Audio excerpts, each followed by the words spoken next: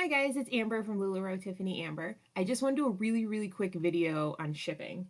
This is not going to be in depth. This is just going to be a quick overview of things you need to decide about your business in regards to shipping. So let's get started. So the first thing you're going to need to know or decide is how you're going to label your packages. There's a few options here. The cheapest, and what Tiffany and I did for the first, 9-10 months of our business, was paper in clear shipping envelopes. So that box that you see right there with the white rectangle on it, there's actually a clear film over the top. So you can print on regular paper, cut or fold your label and put it in that envelope and stick it on a poly mailer or stick it on a flat rate envelope. The next thing you can do, you can buy printable shipping labels that just work with your printer.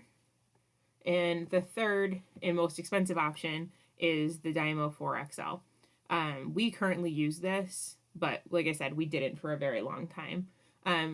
It's amazing. It prints labels very quickly. You don't have to worry about ink. It's awesome. I really love it.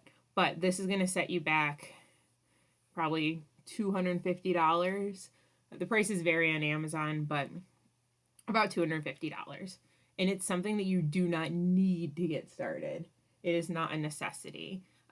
It's nice. It's a nice perk.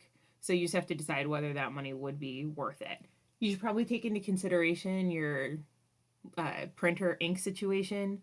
If you have an inkjet printer that is an ink hog and ink's very expensive for, then it might actually just be more cost effective for you to get a Dymo. But if you have a laser printer with a toner cartridge, they last much longer. So you could really print off a babillion plain paper shipping labels for pretty cheap. So it's just going to depend on your personal situation. I highly recommend one, but I really stress that this is not a necessity. So it's really just up to how much you want to spend to get started. And you can always add it later. It's no big deal. So the things you're going to need to actually package your items. The thing that we use the absolute most would be a poly mailer. Anything that you ship first class can go in a poly mailer, which is 15.9 ounces or less. You get these on Amazon. They run about 10 cents each and come in about a pack of 100. But anytime you're shipping 1 or 2 pairs of leggings, a shirt, the majority of your shipping will be done in a poly mailer. Now, a little tip about first class shipping in a poly mailer: 8 ounces or less will all be the same price. So if you ship something that's 4 ounces or 8 ounces, it's all going to be $2.60. And that starts, it caps out at 8 ounces. But we don't have to weigh one pair of leggings. We know that it's going to be $2.60 to ship. We know that it'll be less than 8 ounces. So when we're using our shipping program, we just put in 8 ounces for any single pair of leggings. The other thing that you're going to use is priority flat rate mailers. You're going to use this for anything over 15.9 ounces that no longer qualifies for first class. The good news is priority mail packaging is free from the USPS website. You can actually just go onto their website and order these envelopes and have them sent to you. The padded flat rate mailer will be the most common priority package you use.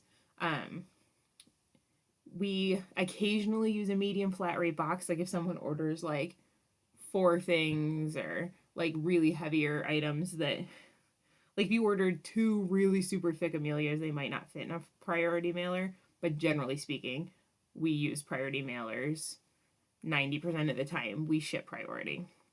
So right now, a padded flat rate mailer costs $6.10 to ship, and that is regardless of weight.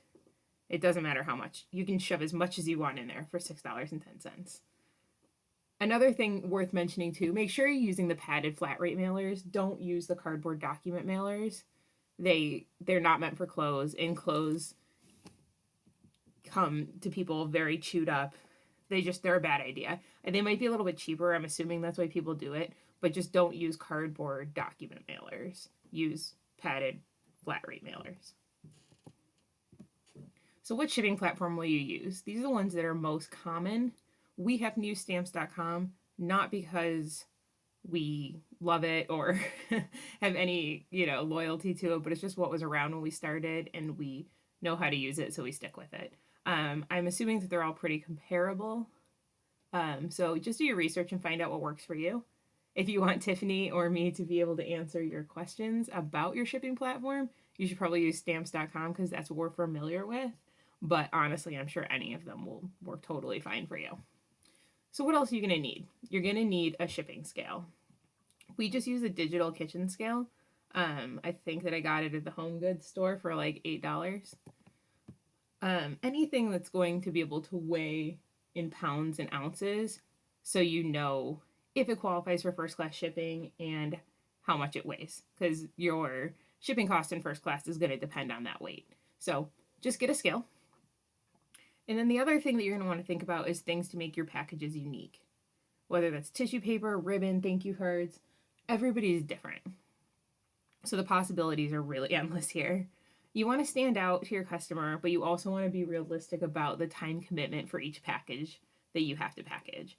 If each package is super adorable, but it takes 10 minutes to package, that's not going to be very realistic as your business grows.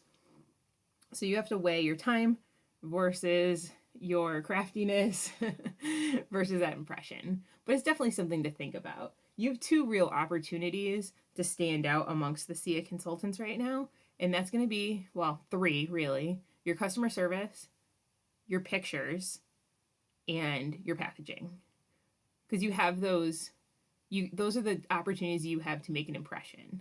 So think about your packaging because it is actually super duper important. And that'll do it. These just, like I said, quick overview, nothing in depth, but this will give you something to research to decide what's going to work for your business. But this is at least like a basic checklist of the minimum things you need to get your business, the shipping aspect of your business going. So thanks for watching, guys. You can join our shopping group at LuLaRoe on Facebook, or you can shoot us an email at lularoetiffanyamber@yahoo.com. Thanks for watching, guys.